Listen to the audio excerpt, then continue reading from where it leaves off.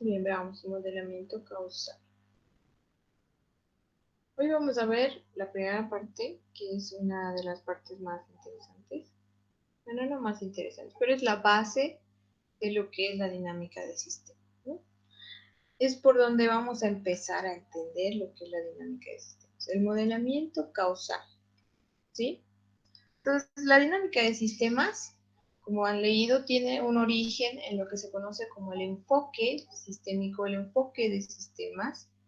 Y un sistema puede definirse como, ya sabemos, una colección de elementos que interactúan y funcionan conjuntamente, ¿no es cierto? Eso para obtener determinados propósitos. Entonces, un ejemplo de sistema es el sistema cardiovascular del cuerpo humano. Otro ejemplo de sistema puede ser una ciudad, ¿no? Un país, un pueblo, una compañía, una empresa, ¿no? Un ecosistema, ¿ya? Entonces, etcétera, podemos tener. Entonces, el enfoque de sistemas hace énfasis, por ejemplo, en las conexiones entre las partes que constituyen el todo, en la unidad del todo, a lo que le llamamos holismo, ¿ya? También tiene que ser el enfoque de sistemas, hace énfasis en la interdisciplinariedad, ¿no? Y también en los principios de la cibernética. Entonces, ¿la cibernética qué es? Es el estudio de los mecanismos de comunicación y control en sistemas complejos, ¿ya? Y la dinámica de sistemas se puede definir, y lo vamos a ver más adelante con más a grandes rasgos, pero por ahora lo podemos definir como el enfoque de sistemas aplicado a la simulación. Ayer les decía, ¿no? Es parte de la simulación. Entonces, también les decía, es una metodología usada para entender, ¿no es cierto?, cómo cambia un sistema a lo largo del tiempo. Entonces, cuando hablamos de esto, nosotros nos vamos a enfocar a entender los sistemas a lo largo del tiempo. ¿Qué quiere decir? Esta metodología nos va a ayudar primero a comprender cómo funciona un sistema y luego a entender cómo este sistema puede ir cambiando a lo largo del tiempo. Por lo tanto, siempre vamos a tomar en cuenta cuando analicemos y planteemos un problema para su proyecto, por ejemplo, ¿no? Que este pueda cambiar en el tiempo, ¿no? Por ejemplo, el COVID, ya tenemos un tiempo, ¿no es cierto?, en el que ha ido evolucionando, en el que ha ido cambiando. El tiempo es corto, sí. Por ejemplo, ha empezado el 2019 en diciembre en China, ¿no? Y hasta 2021, ¿no? Que ya es más de un año y algo más, ha ido evolucionando. Entonces, ¿cómo podemos nosotros entender los cambios de ese sistema? Nosotros podríamos hacer con todos los datos que tenemos, porque hay varios datos, ¿no es cierto?, del COVID, ¿no?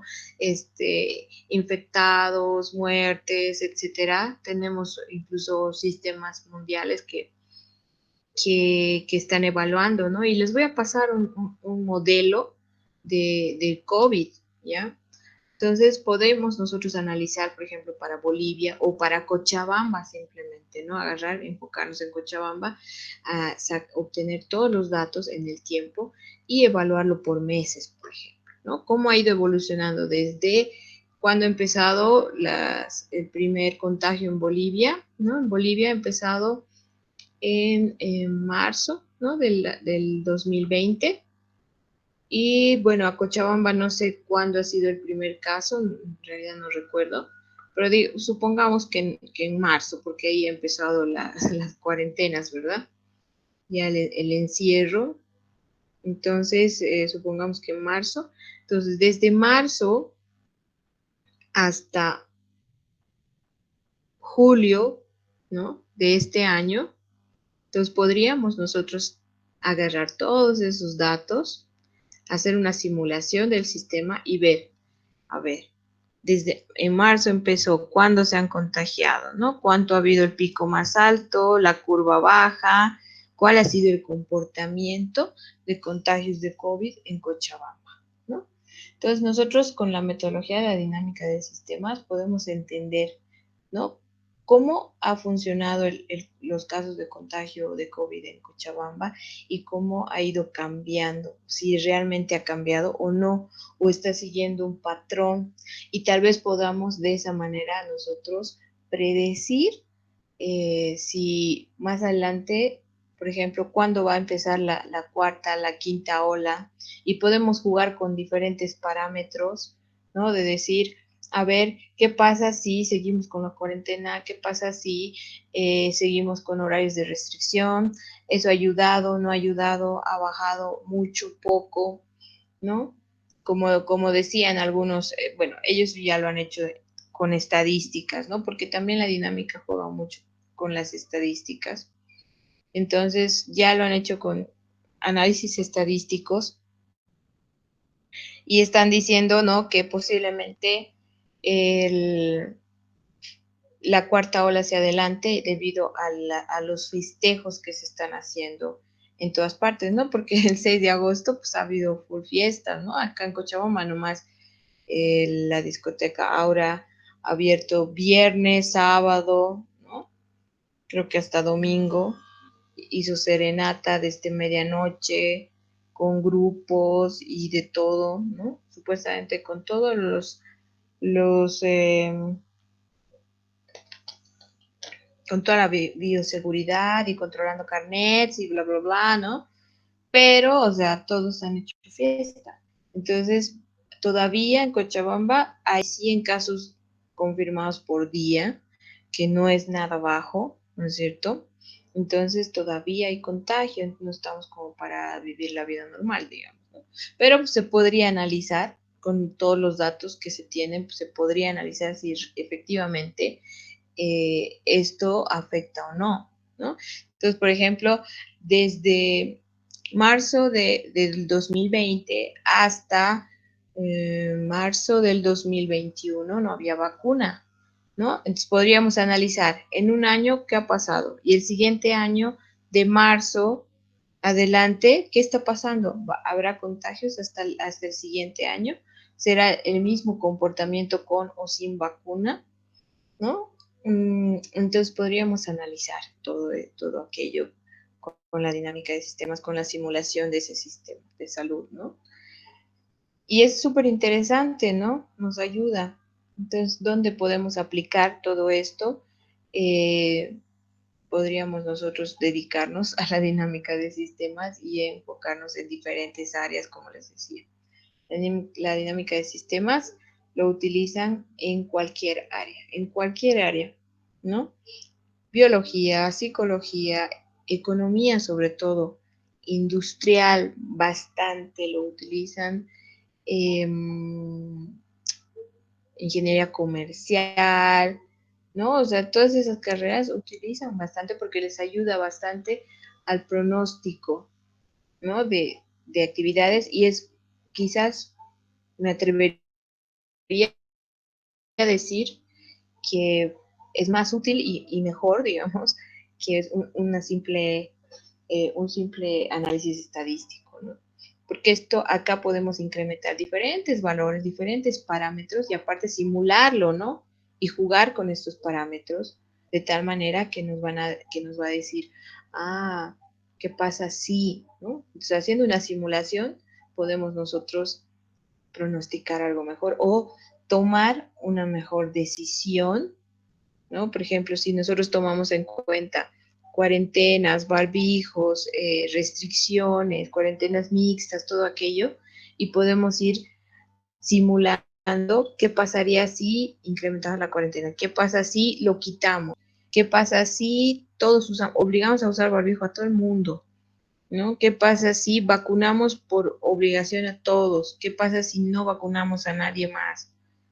¿No? Entonces, de esa manera podríamos nosotros jugar y simular y tomar decisiones, ¿no? Entonces, las destrezas para empezar lo que es esto. en la dinámica de sistemas, el modelado, la simulación. Entonces, para analizar y resolver un problema, nosotros necesitamos tener las siguientes destrezas. Y si no la tenemos, pues aprender a tenerlas, ¿no? Por ejemplo, un conocimiento cabal del problema a tratar. Eso es muy importante y no solo para dinámica de sistemas. Como les decía, esto está ya un poquito dentro de lo que es el pensamiento sistémico también. Tener un conocimiento cabal del problema a tratar nos ayuda bastante. ¿Y en qué les va a ayudar a ustedes tener el pensamiento sistémico al momento de entender un problema? Les va a ayudar mucho si a ustedes les encanta programar, por ejemplo. Si ustedes quieren irse al área de programación, quieren ser desarrolladores, pues les va a ayudar bastante. Los que quieren ser testers, saliendo de acá, los que quieren ocuparse en el testing, en cualquier área, les va a servir bastante, porque el conocimiento cabal de ciertos problemas nos va a ayudar mucho.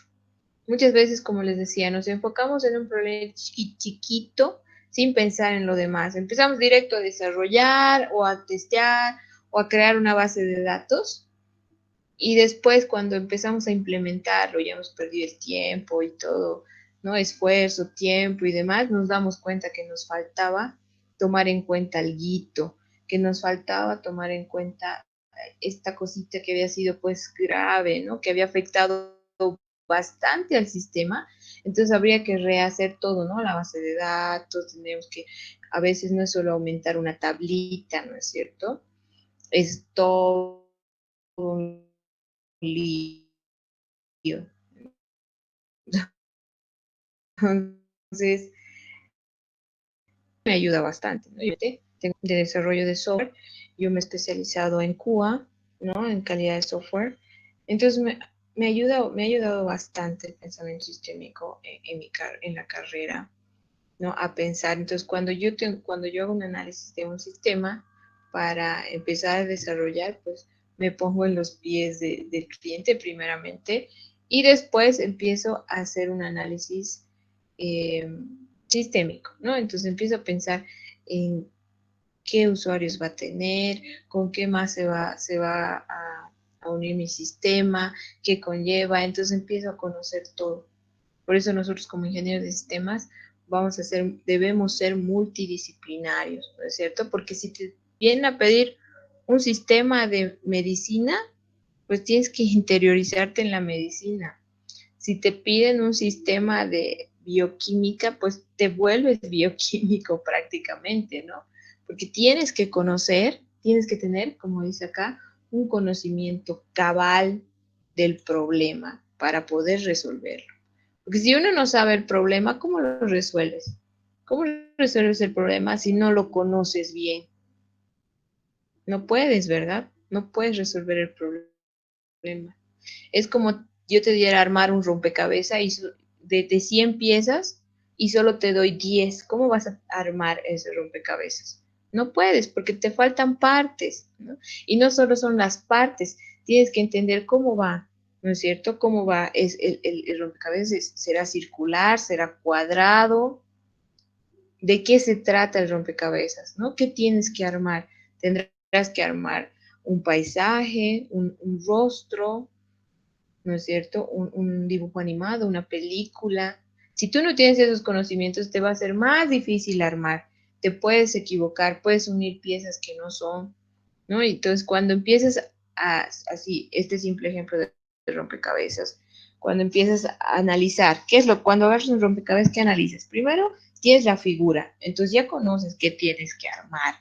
Luego ves las piezas, cómo están cortadas. Si son cuadradas, medio complicado porque todo es cuadrado. Cuando están curvilíneas, es más fácil, ¿no? Porque no va a encajar donde sea, ¿verdad? Entonces, un poco más didáctico y más intuitivo.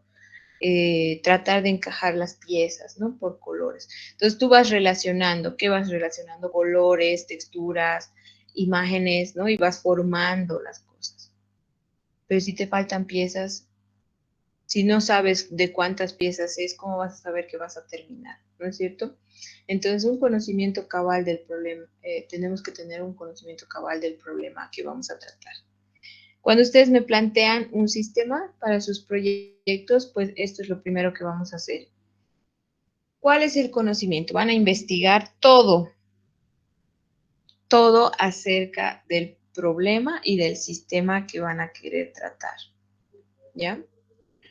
Después, necesitamos un método para estructurar y organizar todo este conocimiento, ¿no? Acerca del problema. Y vamos a ir viendo más adelante qué métodos vamos a utilizar, ¿ya? Entonces tenemos que tener un método y la metodología de dinámica de sistemas tiene estos métodos y nos ayuda a organizar todo este conocimiento, ¿no? Nos dice, ok, tienes todo este conocimiento, qué partes son del sistema, cómo funcionan, y lo vamos a empezar a dividir, que es lo que vamos a ver más adelante, ¿no? En tipos de variables, ¿no? En todo aquello. Luego está la herramienta, no necesitamos una herramienta, la simulación por computadora, en este caso nuestra herramienta va a ser la dinámica de sistemas, que nos va a permitir tomar en cuenta simultáneamente todas las relaciones que se consideran importantes para describir nuestro problema. Entonces, nosotros una vez que tenemos planteado el problema, vamos a empezar a usar la simulación, pero antes de usar la simulación vamos a ver cómo se relacionan las partes importantes del problema, ¿no? Para describir nuestro problema, para entender. Entonces, todas esas destrezas deben combinarse en una secuencia de pasos o fases requeridas para la construcción de un modelo de simulación. Más adelante vamos a ver con más detalle esto, pero para que tengamos una idea, ahora vemos, primero definimos el problema, ¿ya?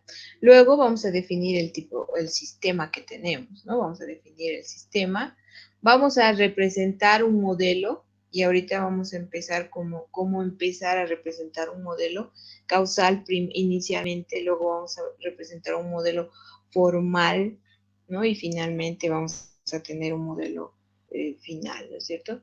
Una vez que representamos, ¿no? Nuestro problema y el sistema con un modelo, comportamiento, ¿no? Del modelo del sistema. Y empezamos a evaluar, ¿no? Vamos a empezar a evaluar el comportamiento con el real, ¿ya? Entonces vamos a evaluar el modelo y podemos seguir determinando el comportamiento, vamos a seguir evaluando y este es un ciclo, ¿no? De realimentación. Y una vez que evaluamos el modelo, también vamos a ir analizando los escenarios del uso de modelo, ¿no? Diferentes escenarios vamos a plantearnos y también vamos a seguir evaluando con estos escenarios el modelo y si es necesario vamos a volver a determinar el comportamiento del modelo y así sucesivamente, ¿no? Dentro de la evaluación del modelo nosotros vamos a poder realizar refinaciones para la representación del modelo. Podemos volver, ¿no? Ya al evaluar nos podemos dar cuenta que si la definición del sistema es correcto o no, o si la definición del problema es el correcto o no. Entonces la evaluación nos puede hacer volver hasta el inicio de la idea, ¿no? O simplemente refinar la representación del modelo o determinar los comportamientos, nada más. Entonces, la definición del problema, ¿qué es lo que vamos a empezar a hacer también, no? Entonces, consiste en reconocer y definir un problema, ¿no? Que puede ser analizado en términos de dinámica de sistema. Entonces, un problema puede ser modelado en términos de dinámica de sistemas si las cantidades de interés varían a lo largo del tiempo. Eso es muy importante que tomen en cuenta al momento de elegir un tema, ¿no? Como les decía, vamos a tener ciertas cantidades de partes, de algo, ¿no? Por ejemplo, personas, ¿no? Enfermos, contagiados, muertos, ¿no? En el caso del COVID, por ejemplo, son cantidades. Como la dinámica de sistemas también tiene que ver mucho con un modelo matemático, Entonces tenemos que tener cosas cuantificables, ¿ya? También pueden ser cualificables, ¿no? Cuantificables o cualificables. Es más sencillo trabajar con cosas cuantificables, pero también se puede y no es imposible, sí, un poco más complejo hacerlo con cosas cualificables, ¿no? Porque de una u otra forma sí o sí los vamos a volver cuantificables, medibles, para definir nuestra formulación matemática, ¿no? Entonces, las fuerzas que producen esta variabilidad puede describirse causalmente, ¿no? También vamos a definir las influencias causales, ¿no? Que pueden ser contenidas en un sistema cerrado de lazos de realimentación, que ahorita vamos a ver. Entonces, los lazos de realimentación son círculos cerrados de causas y efectos, en el cual las condiciones en una parte del sistema causan resultados, ¿no? En algún lugar en el sistema. Entonces van a ir actuando sobre diferentes condiciones originales que van a ir modificando esta realimentación, este ciclo, ¿no? Entonces, por ejemplo, acá tenemos un ejemplo, un lazo de realimentación circular cerrado, ¿no? Entonces tenemos una condición siempre y tenemos un resultado, ¿no? Y a partir del resultado podemos volver a la condición y podemos incrementarla, decrementarla, ¿no? Volver a la condición y nuevamente tener otro resultado y así sucesivamente, ¿no? Ahí es donde entran el modelamiento causal, ¿no? Las causas y los efectos, ¿no? En los ciclos de la alimentación tenemos una causa y tenemos un efecto. Condición, resultado. Entonces, el modelamiento causal, causa-efecto, constituye un lenguaje sistémico muy adecuado para ver las diversidades, interrelaciones que existen dentro de nuestro problema o de un problema determinado, ¿no? Entonces también nos va a servir para hacer un bosquejo de todos los elementos sin entrar en los detalles matemáticos del posible modelo. Entonces, para esta etapa, como estamos aprendiendo y estamos empezando, no nos vamos a ocupar mucho, ¿no? Pero sí tratemos de hacerlo, pero no a detalle de el modelo matemático posible. Pero sí es bueno hacerlo desde un inicio porque más adelante va a ser más complicado si es que no lo tomamos en cuenta, ¿no? Entonces, empezamos a hacer tipos bosquejos de causa-efecto, ¿no? Entonces, por ejemplo, acá tenemos un modelo causal, ¿no? Tenemos un flujo de agua, acá este vaso tenemos un nivel, ¿no? Y acá tenemos una discrepancia. Entonces, ¿qué es lo que va a pasar? Tenemos un nivel deseado, que sería este contenedor o este contenido, ¿no es cierto? Entonces vamos a empezar a llenarlo, ¿no? Con flujos de agua. Entonces, a más flujo de agua, más nivel, menos discrepancia, ¿no? Y aquí a la discrepancia le está apoyando el nivel deseado. Pero ahorita quizá no lo entiendan, pero lo vamos a entender más adelante. Dentro de lo que es las causas y el modelo causal, existen varios tipos de relaciones causales, ¿no? Por ejemplo, tenemos las relaciones que reflejan leyes físicas o lógicas. Por ejemplo, el movimiento de Newton. Dice la fuerza de empuje que causa movimiento de aceleración, ¿no? Entonces, a más fuerza de empuje, más movimiento de aceleración. Entonces, tenemos una causa, la fuerza de empuje, y un efecto, movimiento de aceleración. Esta es una causa-efecto lineal, ¿no? Tenemos también, por ejemplo, que al plasmar las relaciones causales, nos ayuda a considerar lo que pasaría si la influencia particular considerada fuera la única que actúa sobre el objeto en particular. Por ejemplo, si solamente tenemos esta influencia, nacimientos, va a hacer que haya un crecimiento de la población, ¿no? Entonces, esta causa, los nacimientos, va a tener un efecto de crecimiento de la población. Si esto fuera lo único que actúa sobre esto, va a ir creciendo, creciendo, creciendo, ¿no?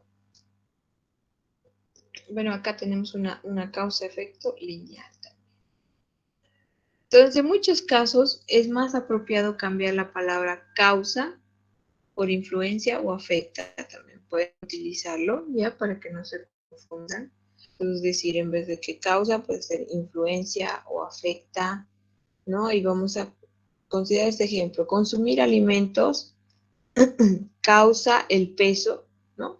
También puede decir, consumir alimentos afecta el peso, ¿no? Entonces, podría escucharse mejor, el consumir alimentos afecta el peso corporal, ¿no? Vamos a hacer este primer ejercicio. Vamos a describir, bueno, van a escribir o me van a decir una o dos oraciones estableciendo por qué ustedes están de acuerdo o en desacuerdo con cada una de estas siguientes relaciones sugeridas. Por ejemplo, dice, el dinero causa felicidad, la inteligencia afecta las notas, las hojas causan viento, ¿no? El fuego causa humo, la nieve causa frío, por ejemplo, podría ser, ¿no?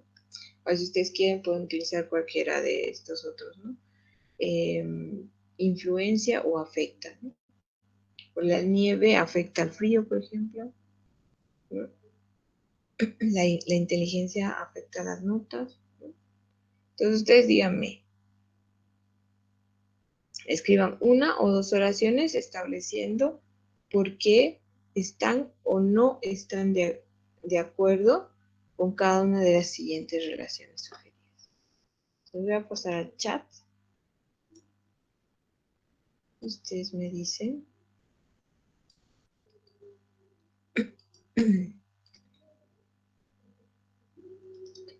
Daniela, no estamos grabando la clase porque no puedo. Pero si quieren que grabe las clases, podemos cambiar. Me acabo de fijar, no sé por qué el Meet no deja grabar las clases.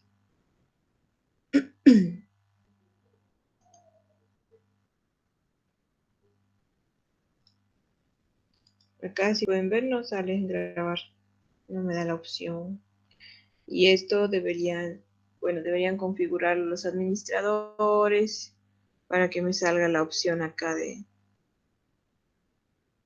grabar la clase, ¿no? Pero si cambiamos de Meet a otro Meet que no está enlazado al Classroom, podemos de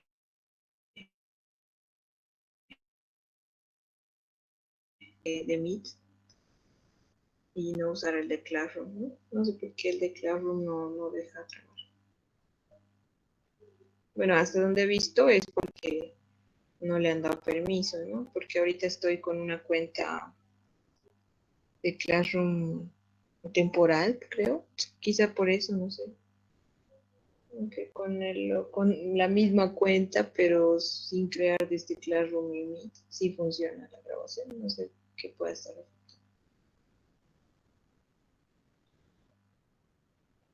¿Quieren grabar la clase?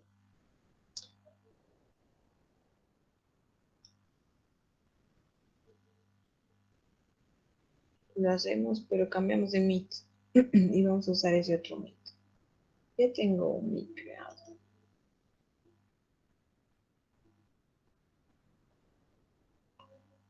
Podemos cambiar ahorita mismo de Meet, chicos. ¿Qué dice la mayoría? Sí, no.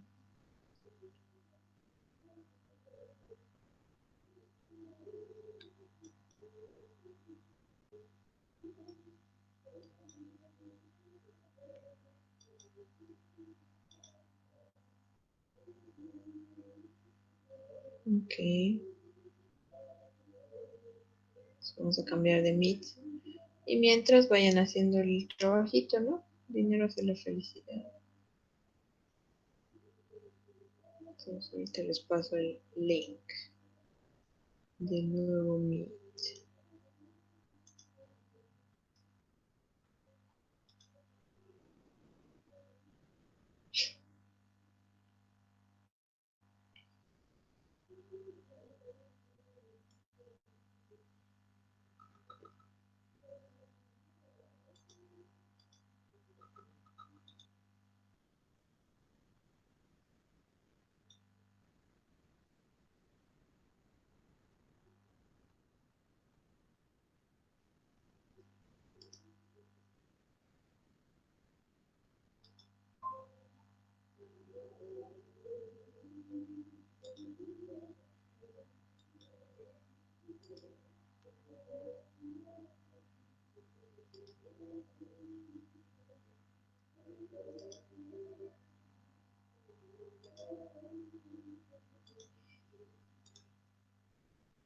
A ver, este sería el nuevo Meet, donde podemos entrar todos.